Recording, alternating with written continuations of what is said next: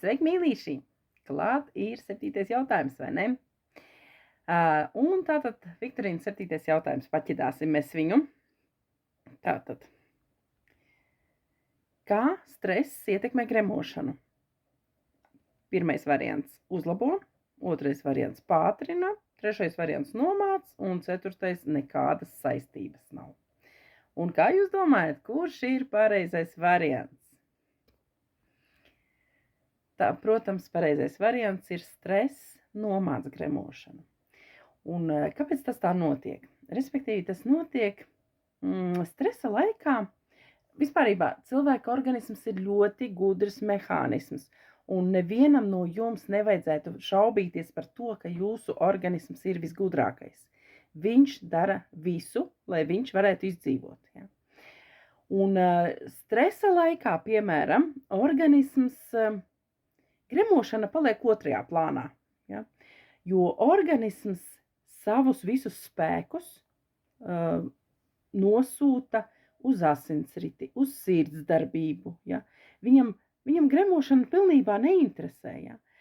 Tāpat gremošana, piemēram, ir cilvēki, kam paliek slikta dūša tā kā stresa laikā, vai ne? Ir cilvēki, kam pātrinās gremošana, ir cilvēki, kam samazinās, teiksim, sagremošana, zarnu darbība. Ja? Tie, kam pātrinās, ir pat tādi cilvēki, kuriem stresa laikā viņiem vienkārši caurēji parādās. Ja? Ir arī tā cilvēkiem, ja?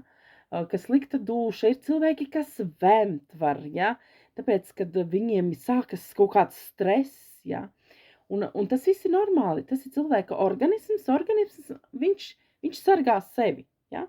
Un viņš izvēlas prioritāro kaut kādu, ja, kur novirzīt to savu visu spēku, ja. Un samazinās asins plūsma uz kuņģi, jā, paskatīsimies, lai nepalaižam kaut ko garām, ja. Jā, samazinās gremošanas enzīmu izdali, tas viss ir saistīts ar gremošanu, ja. Tāpatās arī stresa laikā sāk darboties stresa hormoni. Visi esam dzirdējuši par kortizolu, ja, adrenalīnu, noradrenalīnu, ja, un viņi sāk aktīvāk darboties. Ja.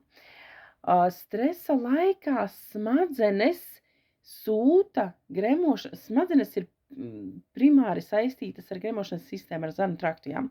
Un stresa laikā smadzenes sūta signālu gremošanas trakta sieniņām, ka viņam ir stress, ja, un līdz ar to šīs gremošanas sieniņas veidos kaut kādas spazmas sākas, ja, un cilvēkam var slikti palikt, ja, ko iepriekš es minēju, ja, var cilvēkam caurēja vemšana parādīties, tāpēc, ka gremošanas trakts sāk straujas darbības, ja, tāpēc, ka smadzenes viņam sūtīja, ka man te kaut kas nav kārtībā, ja. Tāpēc tas ir tīri normāli, jebkurš organisms uztver stresu savādāk. Ja. Un tāpēc, teiksim, nav jābrīnās par to, ka vienam vai otram cilvēkam ir savādāk nekā jums. Tas tikai normāli, vai ne?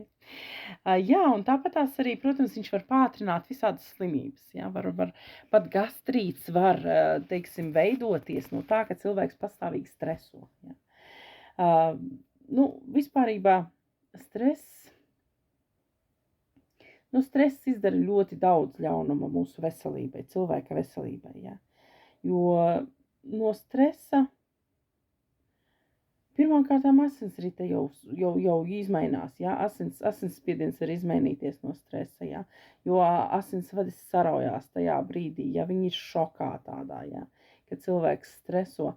Un ja cilvēkam ir pastāvīgi šāds stresa stāvoklis, pastāvīgs, teiksim, kortizola paaugstinātais kortizols, ir jāskatās iemesls, ir jāskatās, kā ar to cīnīties, kā ar to tikt galā. Un ar to var tikt galā īstenībā. Ja? Ir, piemēram, cilvēki, kas gadiem viņi mēģina kaut ko darīt, ja? Un mēģina tādus medikamentus, bet īstenībā viņi nav atraduši īsto cēloni. Ir vajadzīgs atrast īsto cēloni, un tad viss organismā pats atrisināsies no sevis. Ja.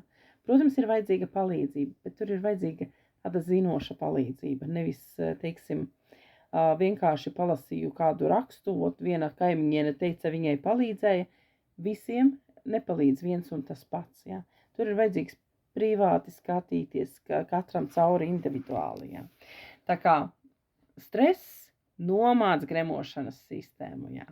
Un tā pareizā atbilde bija nomāc.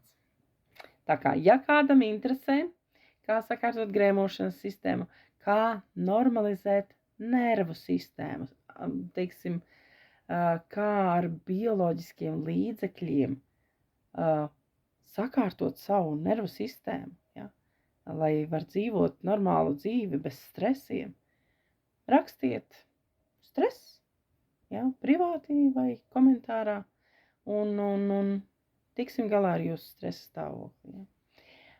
Jauku vakaru visiem!